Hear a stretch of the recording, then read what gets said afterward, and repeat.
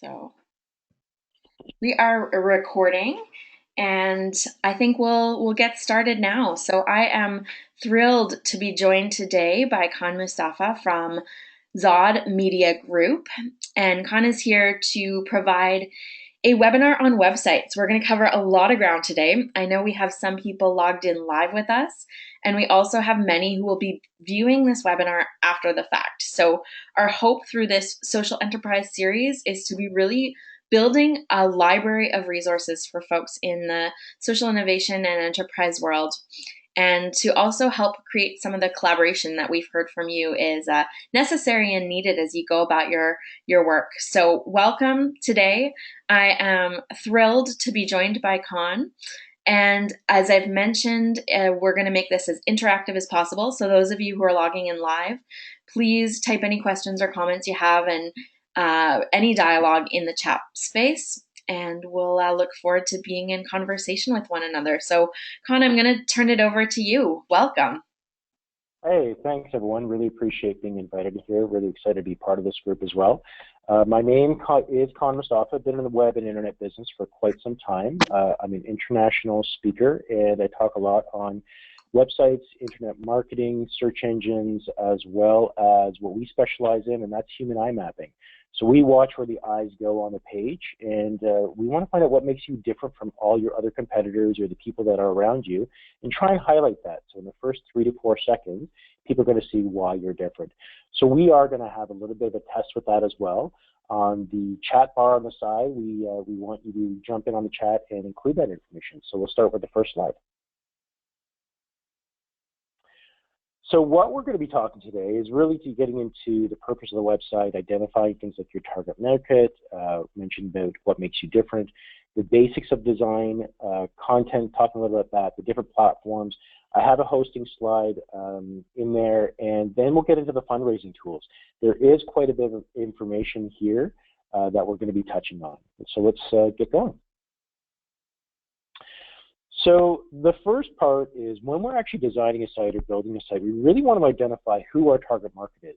And we want to know who we're going to be speaking with. Some of the things that we typically look at are things like, are they men or women? That's going to be your target audience. Now, these are the people that are actually browsing your site or doing research. So let's say you're in a corporation and you want to go after businesses, and you're trying to go after the CEO or the person in charge. Now, that person might be male or female, but think about the person that's doing the research and creating the short list for you.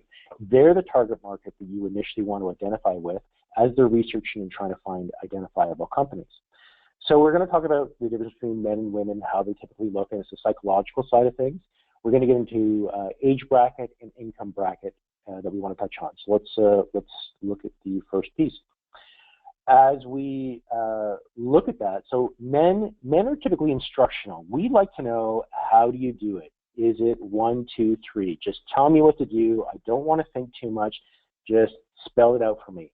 Another big thing that we want to know is cost. How much is this going to cost? Typically in Lazo's hierarchy of needs, we are looking for security. So in order to keep the security of the household, we want to make sure that the money is there and that there's a roof overhead. So those are the things that men look at. So very instructional. I've had a small example there of Small Business Solver, and they do actually do a really good job of, in that piece right there, you can see that they're listing bullets. So putting anything in bullet format is an easy way to list out your information and put that piece out. But so there's our male target. As we get into the female side, women typically like to know the bigger picture. They want to make a connection with the people behind that. Who am I entrusting my money, my life, my business, my children, whatever it is that they're looking for? They typically want to have a more deeper connection. So they want to know the people behind it. Heidi Spire does a good job here, and one of the things we do is list out her credentials right away. So she has a huge list of credentials of education and master's areas, and she has a really high level. So typically when women are looking to make this connection, they want to make sure, well, who are you? What are you about? I'm going to be trusting you with this information. In both these examples of men and women, I'm talking about the extreme cases. This isn't a blanket way to lay out for everyone, but it is something that the way that people look at, and it's typical with men or women that we identify with them. So as long as you hit on these two items, having lots of bullet points and actually giving a lot of background information and knowledge, you are going to be touching on them. So let's go into the next slide. So the real thing is when we're building websites and you want to put your information out there, we really want to figure out what makes you different from everybody else. So I know Joe's on the line as well, and he's a developer from the Napanee area, but that doesn't mean that Joe and I are the actual same. We might do similar businesses, but we might have our own little differences. As I said at the start, what we really do differently is human eye tracking. We watch where eyes go on the page, and we really have a focus on conversion and how do we make people do something on the site, and we try and really have a deep psychological effect on how we're connecting with people. So that's really what makes us different. But ultimately, when you are sitting down with somebody, you want to make sure that you're going to sit down with them and find out what makes them different. As you're building your own site, you want to think about what makes you different. So what really does make you different? And we'd love to see some examples on the side of really what you think it makes you different. So if there is somebody, we don't really see many people say this is what we do, but if you think about your church or congregation or your area, think about what makes you different, and these are things that you want to highlight on the side. Let's get into that. So this is actually an older version of our website, and I want to show an example of human eye mapping. So as you're looking at this, I want you to pay attention of where your eyes are going and what really stands out to you. So just take a quick second here, and then we're going to go to the next slide. And this is a really older version of it. This is actually how the eyes are moving on the page. How it starts out, you can see there's a bit of a number series, and there's a darker red area. And the darker red area shows where the eyes predominantly start or go, or there's a big focus on there. So if we go to the next slide, we're going to have a side-by-side comparison. For us, we want to force this to show it. So in the top right, we can see that we typically eyes start with the latest news, which is an orangey, gold contrast. And with the black, the eyes typically go there. Another area that eyes will start is either where the boxes and the white space are. Typically, pictures is where eyes will get attracted. From there, the logo is pulling it up, and it'll go across. Now you can see there's a bit of a bar that goes across from where the logo is and where that white box is, and that's the navigation piece. This is how we make the eyes not bounce away. So that once the eyes get pulled up to the logo area, it's typically not going to go back straight down, because that long pull of the color will actually pull the eyes to the far right-hand side. As it drops down, we then go down to what makes us different is that we do human eye mapping. From there, the eyes will go up to web design and programming. So you can see this is the title of the page where we have web design and programming. People only read the first 11 characters of a subject line. So if you have something that says, welcome to my website, people are going to read welcome and they're going to walk away. So typically you want to have this spot on the side where we have web design and programming, you want to say exactly what you do. This area is also used by search engine if it's wrapped by something with a H1 tag or an H2 tag. So if you think about Microsoft Word, you can have H1, heading 1, heading 2, heading 3. So the developer will wrap this in a heading 1 or heading 2 tag, and this tells the search engine what we do. From there, it'll skim across. We have our name and brand, or go down to the bottom. It'll find out that we promote the website without paying for advertising, and then it finishes up with our name. You can also see there's white space on here. The white space gives the brain time to digest, what did I just see and what am I going to do with it? So having some white space really makes a difference. I do preface this is a really old version of the site, but it just is showing something about human eye mapping. This isn't a modern version. Let's go to the next slide. So the very basic elements of a site, this is really just to identify as we're talking. So typically, you'll see the image on the right-hand side there. We have a logo that's typically in the top left. A lot of the times you'll see logos in the center of the screen, but our usability stats now show that if you have navigation on the left, a logo in the center, and then continued navigation on the right, people can get a little bit more confused. They are typically like the traditional site where you have a logo on the left, navigation on the right, or the left-hand sidebar. Typically, you're going to have an area for main content. You may or may not have a sidebar, and there's a footer. Now, this is kind of a very traditional way of how you'd lay out a site. There's a lot of more modern way or more current ways to have a site now. So this is really just to kind of give you some basic information of what you have to do. Some of the other elements I talked about was the H1, H2 tag, having the welcome to. Remember, people only read the first 11 characters. So make sure you're specific and you say exactly what you do. So when people come to your site, they're going to know, hey, this is what I do, and they know what they do. So they're not going to have to really read your content to figure out what you do. And the next really big thing is to make sure your images are optimized, which we're going to talk about. Making sure you have a paragraph of content. You're looking for about 500 to 800 words. That's what search engines want now. They're looking for content as king, so looking for a lot of content. On your home page, you're looking for about 500 to 800 words. You can really design the site now that's very picture friendly, but it doesn't necessarily translate well. So that's going to help with your users, but that's not necessarily going to help the search engines. Search engines are looking at content, and it also means that people with disabilities, especially if there's a visual disability, that they're actually going to use potentially a reader that will read the content off the page. So we want to be mindful of that audience. Who's going to be looking at your site? It's not just search engines, it's not just people with eyes, but it could be people with visual disabilities. It could be elderly people that need a larger font. Or it could actually be a person that has a physical disability where they don't necessarily have the use of their hands or their eyes, and they might even have a helmet on their head with a pole in the center, and you have to poke on the screen in order to look around. So we want to think about our audience.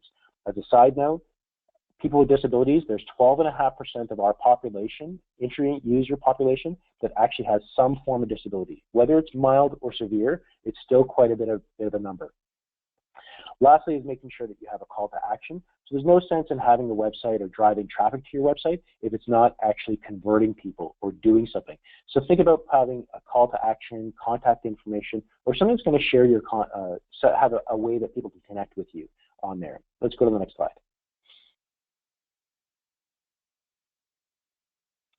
So we talked about the logo, so making sure that your branding is there, having about brand consistency, and we talked about the welcome title as well. So let's just skip over this right away. So we talked about having images and having them optimized. What optimized images is, so when we take a picture with your camera, typically it's going to be really, really big and a really high resolution. Well, that doesn't really work so well on a website. When we say optimization, that means making the image as small as possible but as crisp as possible so it looks good. So in the image on the right, you'll see we have a regular image on the original side. It was 38.9 kilobytes, which is actually really small in today's web image standards. But then after it was optimized, it was reduced down to 13 kilobytes. So that's 66% smaller. As you look at the two images side by side, they really still look crisp and they look the same. So we can reduce our images as much as possible. The reason why we want to do that is because think about the devices that people are coming on. Think about the location. So some people might not have high-speed internet. They might just still be on dial-up. They might be using their cell phone. So they're not really going to have a fast connection. And if you're reaching out to any international markets, so let's say people in Africa, they're all on cell phones and the internet might not be that great. So we want to think about having an optimized image so that people can load the website fast. The bonus of that is that this is really going to be good for search engines as well, because speed is a factor, so they're looking for fast loading sites. Lauren?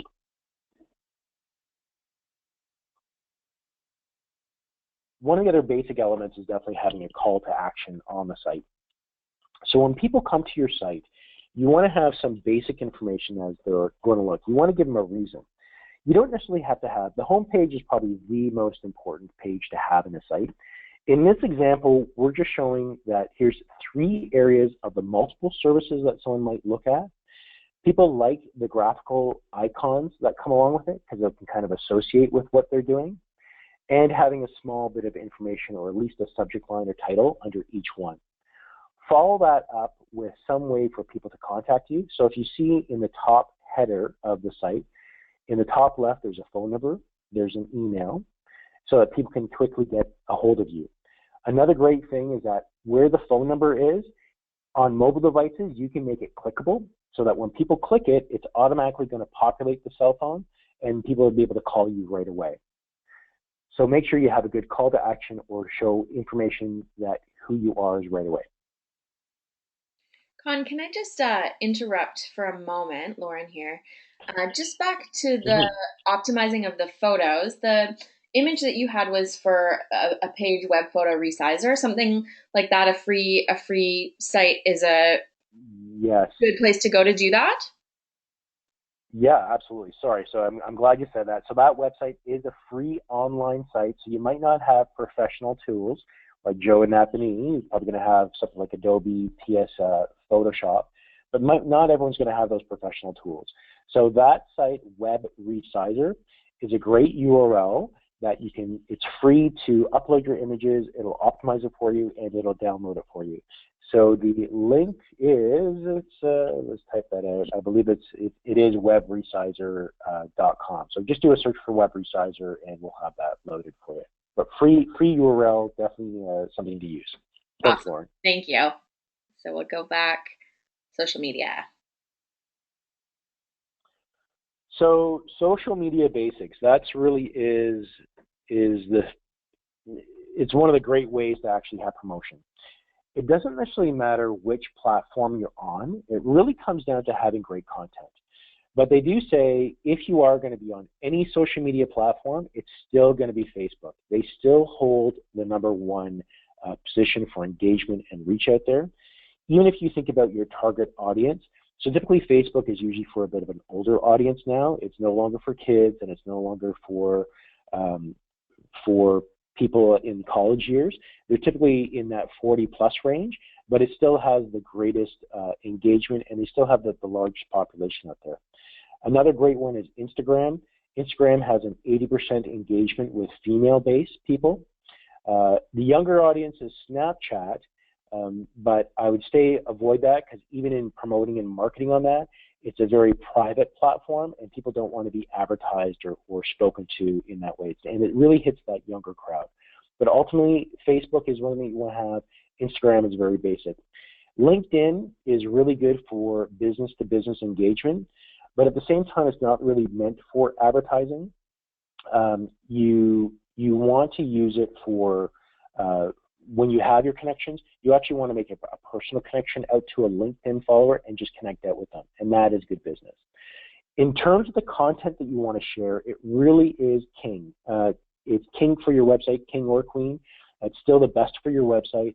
You want to have a lot of rich content on there. But in addition to that,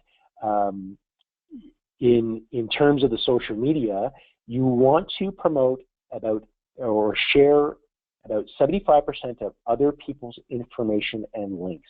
So 75% of that information is going to come from sites that you might follow. That's in connection. So if you're a local congregation and you want to promote your local business or your local happenings, then talk local. Sign up and connect with other local social media platforms. And you want to share about 75% of your information. It's going to be their information. So you're just going to, I want to share this. I want to tweet it. I want to just tell people what happened. So definitely promote local. Talk about it. The other 25% of self-promotion is things on your own piece. So this is we have this event, or this is what's happening. And again, promoting local. And definitely schedule your content. So think about, these are the things that we want to talk about. So we know Christmas is coming, and you want to think about that content and have that laid out. You want to think about, this is what's happening after this. This is what's happening after that. So think about what's happening in your calendar. Start talking about topics and have a calendar map. And there's really going to, and then schedule your content automatically. The last thing is when you're actually getting into conversations with people on your website, try not to talk about personal opinion on any topic. Keep it general for your area. There's a lot of people that are going to be seeing you on social media, and there's a lot of people that are going to be talking to you on social media. So keep your information definitely general. And if a lot of the times you will get people that are, we call them trolls, and they're just there to stir up trouble. They're going to create a negative space. They might say something. So you don't necessarily want to engage these people. You can acknowledge it, and if they say something really negative, you can say, yeah, okay, that's fine. We accept that. Reach us out, connect with us personally, and we're going to take care of your issue. So people see that you are not shying away from it, or you're not replying back with a negative comment, but you're engaged in that. But if people are really being negative, and they're just there to stir trouble, try to block them and just get them out of the conversation, because it just really just creates a lot of trouble. Thanks, Lauren. We can go to the next slide now. So we touched a little bit about content. If you think about the content on your page, there's 16% of people are actually looking to read content, but for the most part, they are visually connected. So people are going to pass a website in 3 passes. So when they look through a page, they're going to skim it first. They're looking for images, they're looking for videos, they're looking for subject lines that are going to jump off the page, and essentially just giving them the basic information and little bits of what they're looking for. So this is why titles are really important, images are really important, and video is important as well. The benefit of that is that's really good for search engines. They are looking for at least 500 to 800 words per page now. More is better. They're definitely looking for video that goes along with there. So if you wonder, well, what kind of video am I going to have on here? Well, why don't you actually have the video? You're going to talk the video out, or you're going to put the video up first and then transcribe the content of the video onto the site. So now you have a video, you have content, and then find some images that get associated with it. Oftentimes you hear about keywords. Make sure your keywords are in your subject line. So in the example that we have proposal writing A to Z. So there's our keyword, proposal writing. You also want that in the title. If you're using a product like WordPress, it's automatically going to create your title for you. If you're using most content management systems are going to create the title for you. If you're building a site the old way, which you're probably not, there's a spot where you can add your title. Content in the body. When you're using keywords, typically you want to have your keyword in the first sentence of your subject line. Repeat the keyword about 5 or 6 times, and then end the last sentence with that as well. So this is really surfacey 101 stuff. An online internet marketer might say something different, but this is really the basics that you're going to have there. With your images, try to name your images. Don't just have the image name that's generated from your camera. So it might say image 0123. Well, actually change the image name to something that describes it. So small man and woman holding hands walking down a road. You want to kind of name it out. Maybe not too long, but you definitely want to try to explain it. That is going to be something for search engines. They are looking at that, but it's also for people with disabilities. And it's also is something for those images are indexed by the search engines, and they might actually use that as a potential search. So when people are doing a search for images, your image will come up because it has a proper named image, and there could be another link back to your website. Something else, something that's called alternative text. This is the text usually for people with disabilities that's going to explain it. Or sometimes if you open up your image on a cell phone or another computer, and it's going to say show images. Otherwise, and it's going to ask you to show the images. If you decide not to show the images, the alternative text is going to show, and it's going to explain the image for you. So that an image alternative text should really just quickly say this is what the image is. So you could say company logo, or I would say Zod Media logo instead of just logo, and name it out a little bit more appropriately. Next is the platforms. So there's a lot of different platforms out there. Some of the older types that was originally built is HTML and PHP. This is actually the best way to build a site if you want really, really clean code, but it doesn't make sense anymore, and it's really hard to maintain, and it's not something that you really want to do. So there's other products out there that you can use to develop your site and create a content management-based system. So things like Joomla and Drupal are really popular. WordPress is probably one of your better platforms. It has a huge number of people using it. It's also been built from the ground up with search engine optimization in mind, but also as of their version 3, which is probably about 6 years ago, they're now build the basic sites in the back end with people with disabilities in mind. So we typically standardize on WordPress. Some free ones that you can look at are things like Yola, Weebly, and Wix. Something to note though is that the way that they build their pages, if you plan to use search engine optimization or any type of business in the future, this is a startup site, not really great because the code that it generates and the page that it generates creates a lot of conflict on the search engines. So it's not really good product if you're going to be expanding your business. But if you have a personal site, a local site, something that you're not looking to monetize a lot off of, Something like a Yola, Weebly, or Wix are great because it's free. Really good for startups, but if you're going to be growing that into any serious business, I'd think about going to something a little bit more serious. Squarespace is a great product for building your own page, and that they really have really nice themes, build a really good site. But if you're going to be doing any serious future search engine optimization, really consider building a site out in WordPress. The one thing to watch out for are the themes. If you go to the next slide, you'll see there are a lot of themes that you can get for WordPress. So we're really big proponents of it. But what you see with WordPress, if you do a search for free WordPress themes, you're going to get a lot of here. But our analysis has shown is that pretty much almost every single one of these has hidden advertisements or viruses embedded in them. So yeah, they're free, yeah, they're cheap, and this goes the same for a lot of the paid template sites. Yeah, they're cheap, but it's cheap in the front, but it's going to cost you a lot in the long run. I'm just going to dive a little bit deeper into this if you go to the next slide. In the free WordPress theme, just kind of hammer in a point. So here's where using a WordPress theme checker. And it's actually found some encrypted code in there that you're not going to know. So here's an example. It shows base 64. And then once we do decode it, we can actually see that the information it's being spit out. It says on my website or WordPress themes, and we can see that it's creating actually a URL or a footer in there. If you go to the next slide, if we expand this out a little bit more, it actually looks like that code that it's created, it's an ordinary link. Everything seems fine. But as you see on the next slide is that what's actually really behind it, it's this base 64 code. And when we decode it, as you're going to see on the next slide, is that what this is actually showing is an advertising, free antivirus downloads. So this is really a deceptive way to get other links. The reason why people do this sometimes is actually you might actually receive, we actually fix a lot of virus sites. I am an ethical hacker, and we fix a lot of sites that get hacked into.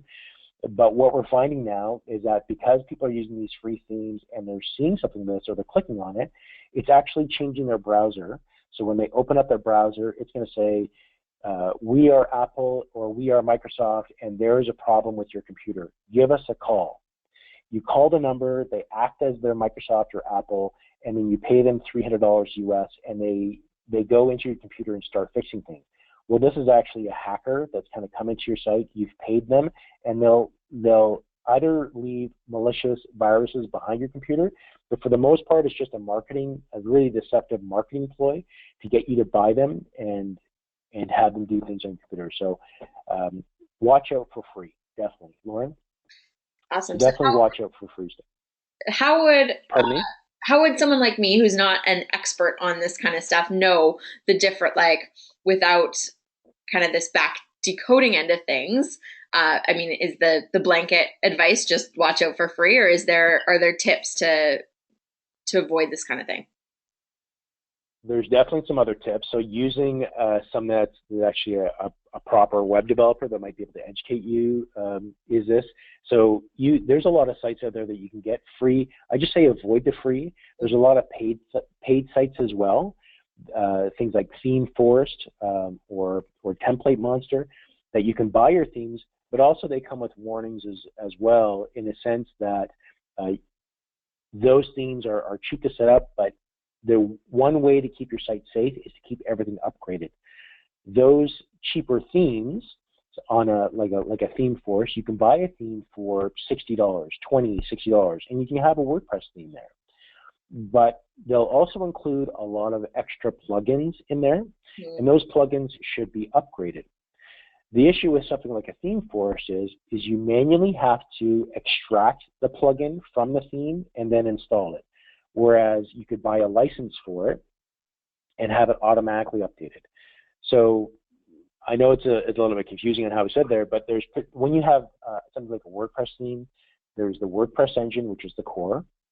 Then there's a theme that sits on top, and plugins are things that enhance the theme. So there could be something like a slider, and that will be a plugin. There could be a small piece to connect your newsletter to a Constant Contact or a MailChimp. Well, that's typically a plugin. So those plugins are oftentimes included in these paid themes, and they need to be updated, but the only way to update it is to download the current version of the theme, take it out of a directory in there through the file system, and then install it. Another option is that you can buy a separate license for one of those themes, so you can automatically upgrade it. Okay, awesome. Yeah. So I guess I'm kind of going down a slippery slope with this, but Joe has a follow-up on that. He's wondering, what about WordPress themes that have a free and paid version? Are they likely more reputable? yeah, good question, Joe. Yeah, most likely they are more reputable. But you typically don't see a lot of reputable themes that offer a free version. So you still want to be a little bit careful about that. We're not typically, a really good theme actually, if you're looking for a paid template, is the Divi theme by Elegant Themes. It's probably rated as one of the top 4 paid themes out there. I think it's like $30 for a one-time thing, but it's really secure. Everything's included. You don't necessarily need to have any additional plugins. It's a good product and well worth the price. Really good for expanding yourself. So that's a good one. But yeah, I would definitely watch out for the free and paid versions. There's always something about free, and even these paid themes on the lower side, it's cheap right now to buy and set up, but the longer term maintenance to really keep the site up to date is going to cost you more. Awesome. Okay, so Joe, I was Absolutely. wondering the same. Could you Yeah. kind of just type that theme in the chat box?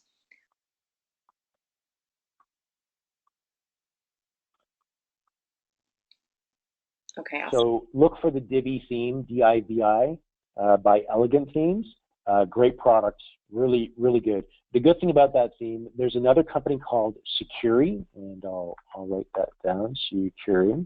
They are a online security company that, it's like they'll install firewalls or they'll clean up viruses if your website does get a virus. A really good product. Securi actually has gone through the Divi theme and tested it out and said, you know what, this theme is built out well and it's secure and we authorize it. We've gone through the code of Divi and it's actually really well done. And we build international sites and sites for Fortune 100 and 500 companies and small and businesses as well. But we really focus on clean code, and Divi is a great product. Definitely gets our stamp of approval on that. Fabulous. Thanks, Con. So in terms of hosting, hosting matters as well. So I typically say to avoid companies like One-on-One, GoDaddy, anything that offers unlimited space. If you do see those companies, look at the fine print. So here's a couple. So a company might say we are 99.9% uptime guarantee. A more reputable hosting company, like some of these things on the far end, are going to offer 99.99. Well, okay, what's the difference between 0.9%? If you actually break that down in terms of the numbers of how much time that relates, a 99.9% website that's going to be guaranteed up means that your website can potentially be down for 45 minutes each month. 99.99 means that your website might be down for 4.5 minutes per month. And that's definitely, if you're thinking, if you're a startup, yeah, free is okay, or starter, yeah, it's okay. But try to avoid things like One-on-One, GoDaddy. What we do know is that the reason why is typically we've just had some horrible experiences. Something like a One-on-One, they have a call center in the Philippines, which is okay, but if you have a real problem that needs to be escalated, they have no way to phone escalate that. They'll do that with a ticket, but usually you might not hear for months. So we've had them hijack some of our clients' websites, domains for 6 months. We literally had to go to their head office in the States and get them to take it up because they were just holding a hijack, and the people just weren't skilled enough to escalate it, or the people they were escalating to wasn't there. GoDaddy, hey, they're great for domains, but they're going to really try and upsell you on a whole bunch of extra bells and whistles. Avoid the bells and whistles. It's really not needed. It really is a marketing ploy. Their hosting, maybe it's getting a little bit better. The problem that we found with things like One-on-One and GoDaddy is they're on something called a shared plan. shared hosting. So this means that on one server, it has multiple websites on there, which is okay, but how they have it set up is that if one website gets hacked into, it ends up worming and connecting to all the other websites as well. This also goes with companies that offer unlimited plans. A lot of the times they overcrowd their server, so you might actually see that your website is really slow, that it goes down, or more susceptible to viruses. Something to kind of look at, we look at the starter plans. HostPop is actually a pretty reputable company. They do a pretty good job. So we do find that they have some technical issues with hacking. So you want to make sure that the website is secure. But HostPop is pretty decent. They are Canadian-based. HostGator is another one. They were actually recently bought out by another company. So now our stance on are they a good starter company, it's still a little bit questionable, but they're not too bad. When you want to get into something a little bit more professional, we have ours up there, of course. Underneath this grid here, you'll see there's the Magic Quadrant. And this is actually an independent report created by a company called Gartner. Gartner is a technology research company, and they do independent technology research on multiple companies, and typically you'd have to purchase their reports. In this, they show, we see two sides. The left side is showing the managed hosting side, and the right side is cloud services. Both of these are still hosting. In both of these sides, the left-hand column is the challengers, the right-hand column is the leaders, and then in the bottom left we have the quadrant, which is the niche players, and then the right side is the visionaries. You're going to see the leaders in the top right-hand corner of each of these slides is we see Terramac and Savvis. And Savvis is actually CenturyLink. It's always been CenturyLink, but they've changed their name to branding a year or two ago. So we can see something that uses a CenturyLink server like we do. They're rated as one of the top 2 servers in the world.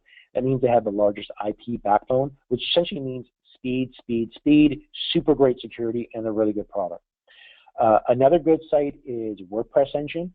This is if they only do WordPress, they don't do emails, but they will actually manage the site for you. They don't upgrade plugins, but they will upgrade and keep the site secure, and they do a really good job of security. They're definitely more expensive, but they're a good product. Terramac and Amazon, both great companies, but this really requires a lot of technical savviness to go along with it. There is another company that we've recently been investigating that has a lot of good reviews. They'll actually set all this up for you. Outside of us and Zog Media and CenturyLink, that we have our own hosting, but there is another company that we are looking at that will actually set up the space for you on these really good servers. But ultimately, if you're a startup or you don't really have the money, take a look at something like a HostPop or HostGator. They are decent. They're pretty good. Just avoid the hosting on 101 and GoDaddy. Yeah. Next slide. So as we're moving on to the next slide, Joe is saying, I found Cybername, an Ottawa-based all-Canadian company, to be very good. Thanks for that. Yeah, so there are a lot of fundraising tools out there. What we're supplying here are Canadian fundraising companies that we're going to be talking about. So we have some on-site tools that you can use for any website. The WPMU, which is WordPress multi-user fundraising plugin, which is WordPress. There's some off-site things, like Facebook has a nonprofit piece that's good for Canadians. Fundraisers, Canadian company. There's CauseVoc, and there's Given Effect, which is only nonprofit, and they're Canadian-based as well. The last column is the popular, which is Kickstarter and Indiegogo. Not Canadian, but we're going to get into each one. So let's go to the first one, which is PayPal. So PayPal, if you're going to have they offer donation buttons. You can add it to any website. It doesn't matter what it is. You can be either a registered charity or just a regular person, and you can create a button on your site. So the screenshot that I show us here is the button creation page. And in the drop-down, you can actually create a shopping cart. You can create a buy now. You can create gift certificates, and obviously the donations, and a subscription plan as well. And as you can see, we have the donate button selected, and that's what it would look like. And this is like a self-creation piece. If you are going to use a web developer to do these things, they might use this code and piece it all out. I see Jones chimed out about Cybername based in Ottawa. Yeah, I agree. Actually, Cybername is a decent company as well. Thanks for your input, Joe. Getting back to PayPal, what they do, so they're not going to charge you in their free version of PayPal. They're not going to charge you a flat monthly rate, even though they have that option. But what they're going to do is take 2.9% of the transaction plus 30 cents. So if you've collected $100, they're going to take $2.90 to handle the percentage fee and plus 30 cents for that overall fee. And that's for for-profit companies. If you are a nonprofit, registered charity with the CRA, you can prove that, they'll reduce that rate down to 1.6% plus the 30 cents. As soon as the money is collected, PayPal doesn't hold it. It goes right into your PayPal account that you can be used, and you can transfer it into your bank account afterwards. So good overall product with PayPal. Now here's, we're a big proponent of WordPress. Here is a plugin called by WordPress Multi-User, and it's a fundraising plugin, and there's a link for it as well. They will connect into your PayPal account or Stripe. Stripe is just like PayPal. They have the exact same pay rates, but how it works is just a straight credit card. So you enter the credit card number into the system, and it's unlike PayPal, you have to sign up with a PayPal account or put a lot of information, and it creates a PayPal account for you. Something like a Stripe is you just put in the credit card information, and it's going to take the same percentages and put it into your account. The WordPress Multi-User plugin, this is great because you can create as many fundraising campaigns as you want. There's a lot of, now the design that they're showing here is very basic, but they have included things like the dropper, the thermometer that's filled up. It'll show you really graphical pleasing. You can create fundraising. You can do Kickstarter campaigns. You can do a lot of great things. You can put certain days on it. And again, by connecting it with your PayPal or Stripe, the money's going to go right into it. The great thing about WordPress Multi-User is that you can get a free 2-week trial. You can download as many of these plugins as you want, and it's only going to require a subscription if you want to have these things upgraded on a continued basis. So it's a really good product in terms of having something on site, and especially if you have something WordPress as well. Great product. We're now going to get into some of the off-site pieces. So the first one to show is Facebook. If you do a search for Facebook, there's donations.fb.com, and this is strictly for shared nonprofit organizations. You do have to prove that this is who you are, but essentially you're creating a Facebook page. So you create your Facebook page.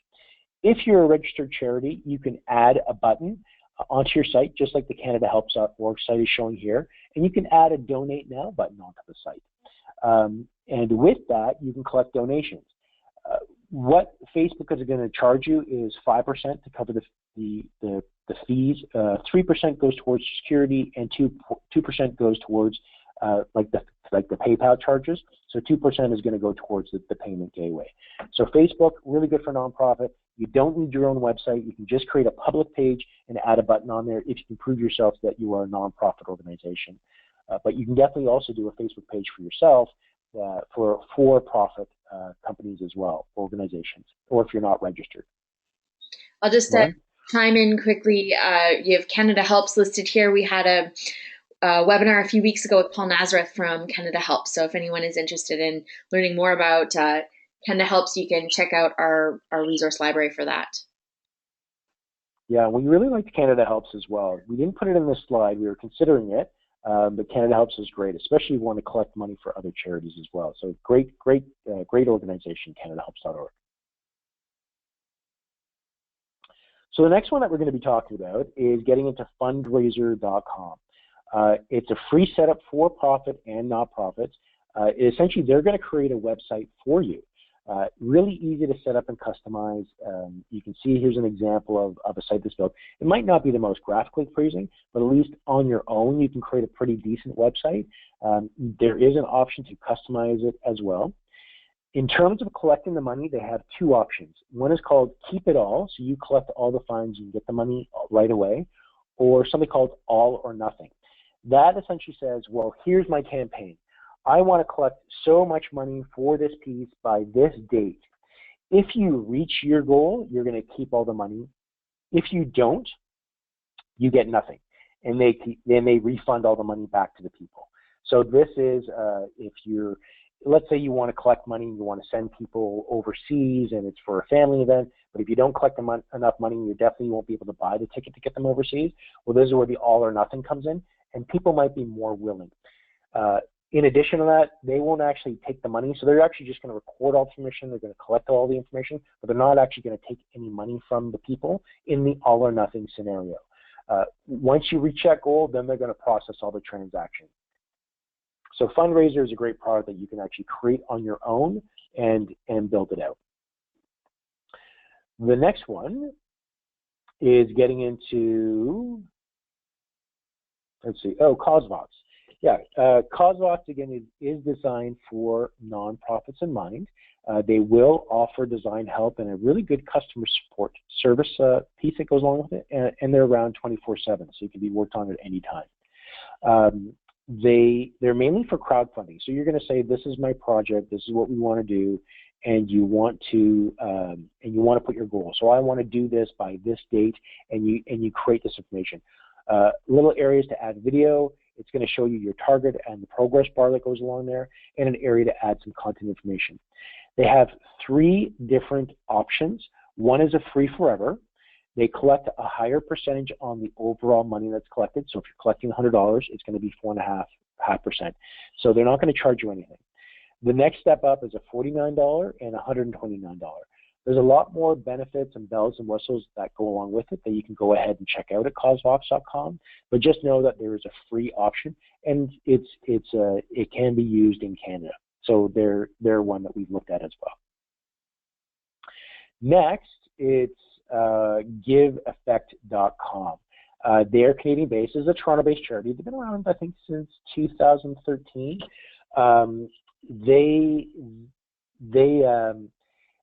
Out of the money that they collect is just a small percentage. So they're out of every $100, they're going to take 6.2% out of that, and the rest is going to go to the charity. They collect and then you have your standard payment fees. So if you have it connected with your PayPal, PayPal is going to have their fees as well. The one thing that's kind of nice about this is that it is a complete solution. Now, it is pretty pricey, but it's a complete solution in terms of tracking your users, tracking your events and fundraisers. It'll even do the volunteer scheduling and the management system that goes along with it. And it's a customer relationship management tool. So it's going to track all your users so you can send out marketing events and stay in touch with these people. So it is a heavier price that goes along with it, but it is actually a really good product. So, and you can see the rates on there. So this is something if you have a bit more of a budget and you really need a complete system to go along with it. GiveEffect.com. Are any of the other ones that you've mentioned, Con, also, do they also have CRM component? No. This is they are there just to collect the piece. The reason why we put the GiveEffect in there because it has that CRM component all built in. So it really is a complete all-in-one solution. Okay. Awesome.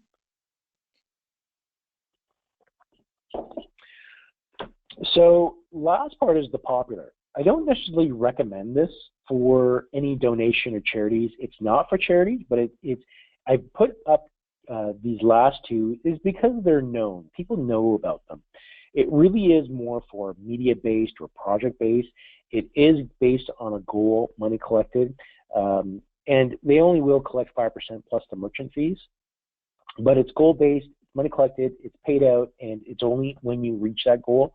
And that's the only reason is just I put Kickstarter on there. It's popular, people know it, and it might be something you might consider, but I don't necessarily recommend it for any charity or donation platform. And that's going to be going the same for this last slide that we see on the popular side, and that's Indiegogo. Again, it is really geared on crowdfundings. It's not for do not have an option for Canadian nonprofits unlike Kickstarter, but it is, and again, they do a 2 pricing model. So they're going to take a fixed fee, 4% if you reach your goal, and 9% if you don't. So it's not, that's one of their options. And the second is the all or nothing that we spoke about, just the same. The kind of unique thing about Indiegogo is that it'll kind of, you can create perks. So you can say, well, if we collect X number of dollars or you donate this much, you're going to get a free T-shirt or you're going to get a movie pass. And it's all based on the donation that you put there. Again, this is totally based on a project or a product that you want to promote and sell. They do take that percentage, though, that they're going to collect on there. So that's it for Indiegogo, and really that's it for the fundraising plugins. So next step, what do you really want to do? It's think about your business, think about what you want to promote. If you're just starting out, even if you haven't, really look at your target market, look at the people that you're trying to sell to, and get in their shoes and get a better understanding of what they're doing. Brainstorm your marketing ideas, get your ideas in terms of content. You want to build it and promote it out on social media and get these other pieces out there. So my name's Kagan Mustafa. I'm with Zod Media, and I hope this was beneficial for you all. This has been fabulous, Con. Thank you so much. I'm astounded at how much we've covered in the hour, and I wonder those who are logged on live with us, Joe and Meg and Cheryl and others, if before we wrap up here, if you have any questions before we say goodbye. I'll just give a moment if folks want to type any questions that they have. I do know this was very surfacey, very, very basic information, but there's some great resources out there. Try to reach out to some of your local developers and have a conversation. I see Joe on here. Definitely, if you're out in Ottawa, reach out with Joe and see if he can have out. It's always great to have someone that's kind of by your side that's able to help out as well. Absolutely. I mean, there are a number of themes that I'm really noticing through these social enterprise webinars that are covering a variety of topics. But one of them that's really emerging is know your allies and make sure you have the right people in the right spots on the bus. Yeah. I think we find that a lot, that we rescue a lot of people from their developers as well.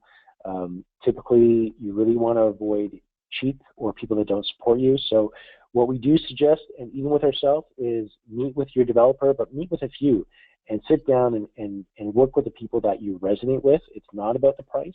It really is about the work that's being done and if you connect with them. Because building a website and doing this promotion and the marketing, it really is, it's a personal thing, and you need somebody by your side that you can trust and have a conversation with. So we usually say meet a few developers, and after every new client meeting that we have, we really will not let them make a decision. We tell them to sleep on it, and we tell them to meet other companies as well. Fabulous. I have one question, just going back to the fundraising plugins. I mean, you've kind of walked us through a variety and given some pluses and or advantages and disadvantages to some of them. So to me, it seems like that it's pretty contextual based on what your platform is, what your project is. I wonder. So it seems like some of them would work really well for certain things. But is there a tip you have in terms of one to start with that's kind of your go-to? Well, really, it's based on your level. So if you do have a WordPress site, I usually recommend that fundraising plugin by WPMU. The reason why is that you have control over it. It's in your hands, and you decide to do what you want with it. And there's a lot of options, so you can create those platforms. Ultimately, all the other things comes down to your capabilities and budget. So if you don't have a website, I usually say, start out with your Facebook. Facebook is it's a great platform to have your social media. So you definitely want your social media page and get the donation. But in terms of search engine optimization, it's really good to have people come back to your website. So social media, have people come back to your website, and that's going to help your search engine promotion and people spending time on your site. So that's typically better. So I like the WordPress side of things. But of course, if you don't have the budget, create a Facebook page, put something up there. And Meg, I'm sorry I was over your head, but if you need to create an updated website, there's a lot of really easy tools out there. So let's go through some of these questions then. So Meg, I'm afraid it was a little in my head. I was hoping to learn more about how to create an updated website. What I'm hearing is I really need a relationship with someone who can help develop a website. Well, that is one thing, but maybe take a look at Squarespace. Squarespace, if you're looking to have a for-profit business, If it's going to be something that's maybe a little bit more personal, we have the Yola, the Wix, and the Weebly. Those are essentially really easy, create your own website tools that you just kind of move a few elements around. Squarespace is really good for that. So take a look at Squarespace, Meg. I think you'll like that product, especially if you're starting out and you want to manage things on your own. If you're then going to want to do some Facebook or connecting out with your social media, or pardon me, with collecting some donations, there were some other options that we touched on. So rewatch this video and maybe see if some of those links are going to be working for you. And Meg, Joe, not a can I just professional. jump in? Pardon me, sorry. I'm just going to jump in because Meg has a question further down to follow up. So I think if we go there now, Meg's wondering, are there good online training products to help us to know how to update our existing site? Meg said our current developer is not easily accessible and our site was down off and on for nearly a year. So sorry to hear that, Meg. Yikes. Okay, yeah, that's unfortunately something that we hear often. So really, you need a better host, and you need a better developer. We can try and connect you if you're local, and we'll try and help you out with some of that, and maybe connect you with somebody that might help you or help you out directly. Yeah, if you have an existing website and you're having some issues, you know what? Send down a link. Reach out to Lauren, reach out to ourselves, and we'll take a look at it, and we'll give you some advice on that. We never like to hear when people are having problems with their website, or especially when they're held hostage by a developer. That's something it's unfortunate. Unfortunate it is there, but that's also what keeps us in business. It's the horror shows that we rescue all the time. So reach out. That good? Awesome. Thank you. So if we can move on Okay, to Joe. Yeah. back to Joe. Thanks very much. Not a professional developer, but have some experience. Here's a membership-based site that I got and did for United Church program, unitedfreshstart.ca. Excellent. Thanks, Joe. That's perfect. There was some good information here for some of the projects I'm doing now. Excellent. Thanks, Joe. I know you're in the business as well, so that's great. Con, do you have any comments on the social media platforms offered by Ningna? You know, I don't have a lot of experience there. We've looked at that and spent a little bit of time on it, but we're not overly happy with that. We didn't spend a lot of time there, so I can't really comment on that. I can take a look and give an opinion, but we used to look at that like a long time ago. But I'm out of date on the Ning.com stuff, and I wasn't really a big fan back then. I don't know if they've gotten any better, but at that point, I wasn't really a fan. I hope that helps, Joe. If you can help you out, Nathany, yeah, definitely. Thanks, Joe. I'm going to connect you out with somebody that's out there that we've been trying to help out, but really needs a bit of a personal touch. So I'll connect you out with you, and I think you guys are in the same town as well. So thanks, Joe. I'll take that and pass it along, make an introduction. And Meg, thanks. How do I reach out to you? Go to zodmedia.com. If I can spell it right, zodmedia.com, and just check out our link there. Here is my personal email. Granted, I'm a little bit busy, but if you just want to talk to the general pool, you can take a look at info@zodmedia.com. But really, just shoot me an email, Meg. We'll take a look at your site and offer some advice, and maybe we can connect you with Joe or help you out ourselves. That's great. Joe, got your comment? Okay, never mind. Rename things, have used them, but I think it may be short-lived. Excellent. Okay, thanks, mate. Appreciate that update. Awesome. So it looks like that's the end of our questions. Lauren? So for those who are not logged on live with us, the email address that Con offered was info@zodmedia, xodmedia.com. And thank you so much for all of what you've walked us through today, Con. It has been an incredibly informative time. And I like that you kind of have offered some tips for those of us who might be starting out really early stages and just the basics, but then also gone a bit more in depth here as well for in terms of the fundraising plugins and that kind of thing. So thank you so much. Thank you to our participants for your questions and for your time with us today.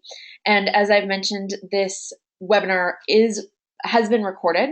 So we'll be sending out an email to all participants with the link to the recording. You can revisit any of this material.